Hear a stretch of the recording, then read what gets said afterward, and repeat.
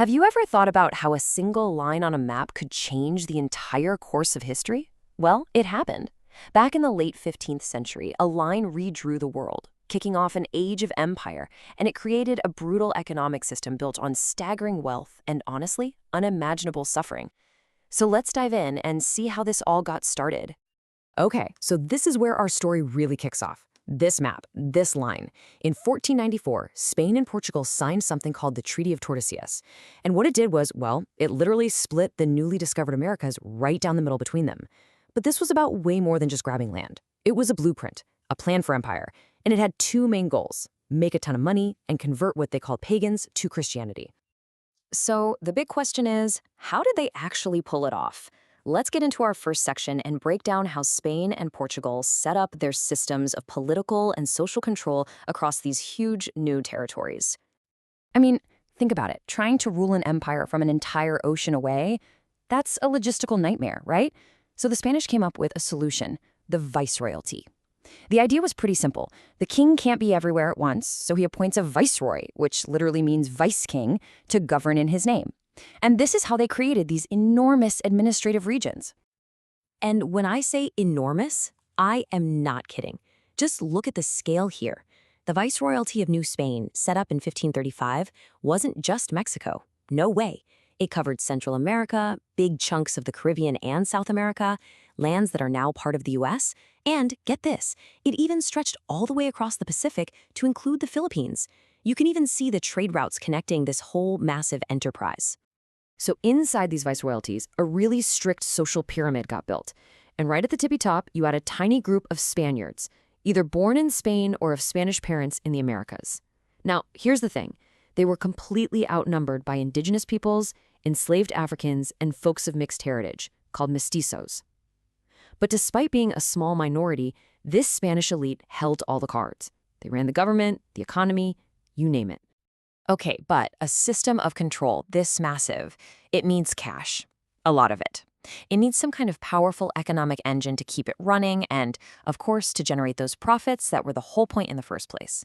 So the question is, what was that engine? And that brings us to the brutal heart of this whole colonial economy. We're talking about the plantation system.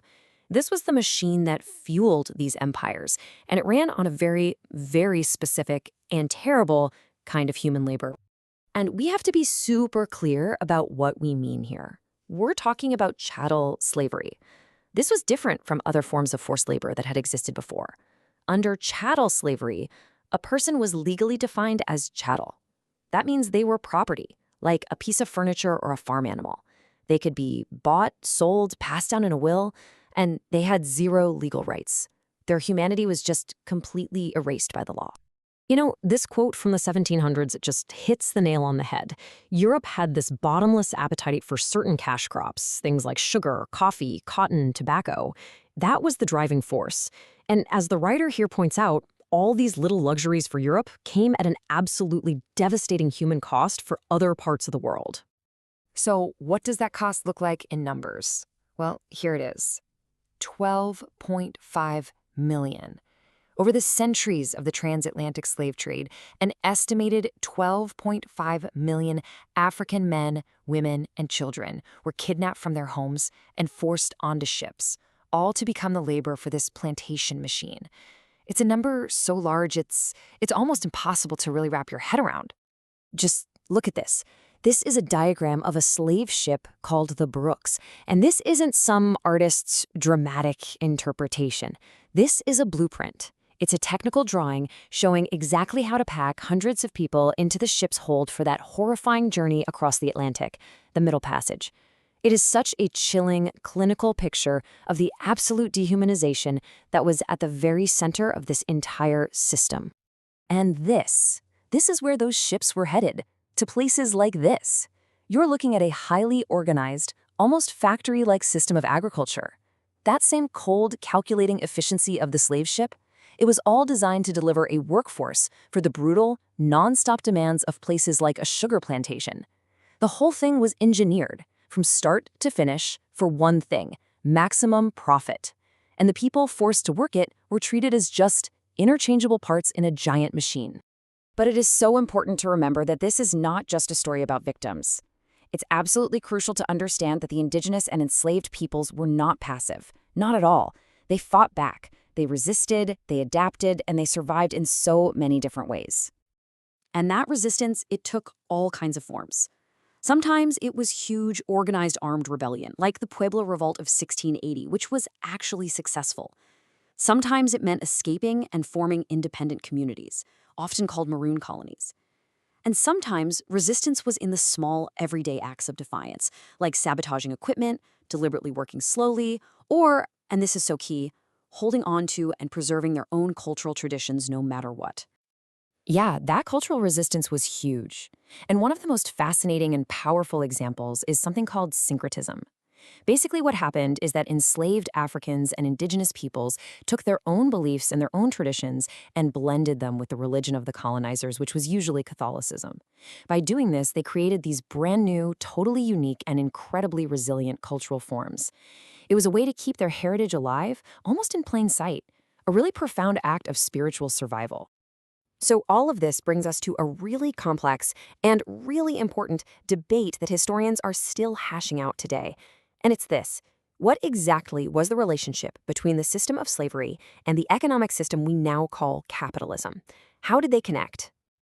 Basically, you've got two main schools of thought here. Think of it as rivals versus siblings. The rivals camp argues that capitalism, with its core idea of free labor, was naturally the enemy of slavery. They say it was the industrialists who pushed for abolition because wage labor was just more efficient and, more moral. But then you have the siblings argument. This view says, hold on a second, capitalism was actually built on slavery. The massive profits from the slave trade and all those plantation crops, that's what funded the Industrial Revolution. Plus, the plantations were like laboratories for modern management. They developed things like production quotas that factories later copied. And these two images, side by side, just perfectly capture this tension. On one side, you've got this anti-slavery convention in London. It's 1840. It's full of reformers, probably some industrialists. On the other side, right around the same time, you have a photograph of men waiting to buy other human beings at a slave auction in America. These two things were happening at the same time. One world was talking about freedom and progress, while the other was running on the brutal, cold reality of a market for people. So that leaves us with a really big question to think about. What if slavery and capitalism weren't enemies? What if they were in fact intertwined, like siblings that grew up together? If that's true, what does that mean for the world they built, the world we live in now? And what pieces of that legacy are still with us today?